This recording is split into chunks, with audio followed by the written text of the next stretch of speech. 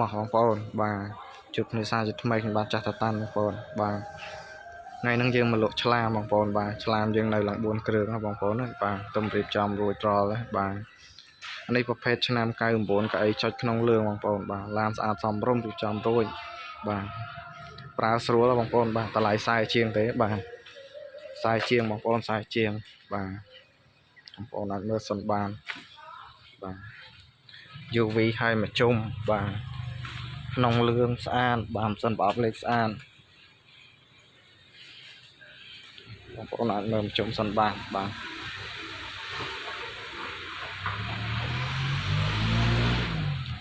កង់អីថ្មីស្អាតបងប្អូនបាទរៀបចំរួចបងប្អូនយកទៅប្រើហ្មងបាទបងប្អូនបាទក្នុងលឿងបាទយើងលេងហ្វមការលេងអីហើយបងប្អូនបាទបងប្អូនមើលសិនបានបាទខ្សែជាងបងប្អូនបាទ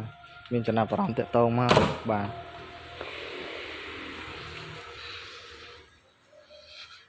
យើងមានទឹកមាសបាទទឹកមាសនេះឆ្នាំ98បងប្អូនបាទ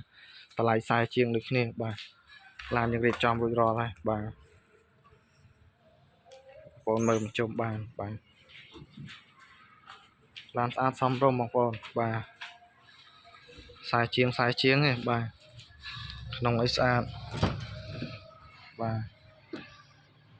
បងប្អូនមើលបាទ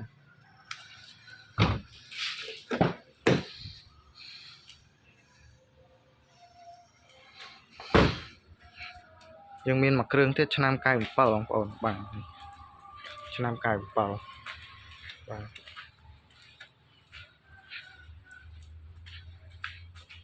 កាមេរ៉ាយើងនៅសល់តែឆ្លាមទេបងប្អូនបាទ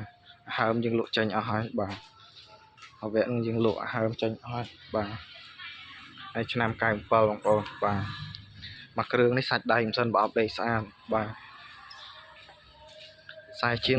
ឯងបងប្អូនបាទមានចំណាប់អារម្មណ៍ស្រឡាញ់តាក់ទងមកបាទសត្វតែក្នុងលឿងបងប្អូនបាទក្នុងស្អាតបាទសាច់កាមញ៉ៃអីពុកសាច់ស្អាតបងប្អូនបាទសាច់កាមញ៉ៃវានៅស្អាតបាទតាប់ឡូអីអត់មានស្លកមានដាច់លហែកទេបងប្អូនបាទបងប្អូនមានចំណាប់អារម្មណ៍តាក់ទងមកបានបាទឯកសារគ្រប់ឡានស្អាតបាទតម្លៃសមរម្យហើយបាទសល់តែ3គ្រឿងទេបងប្អូនមួយគ្រឿងទៀតពណ៌ឆ្លូនឆ្នាំ99តែរៀងថ្លៃបងប្អូនបាទ99ពណ៌ឆ្លូនមួយគ្រឿងទៀតតម្លៃវា50ជាងបងប្អូនបាទចាំពេលរួចរាល់អស់ចាំខ្ញុំឲ្យមើលបាទក្នុងស្តុករៀបចំរួច3គ្រឿងបងប្អូនស្រឡាញ់មួយណាតាក់ទងមកបាន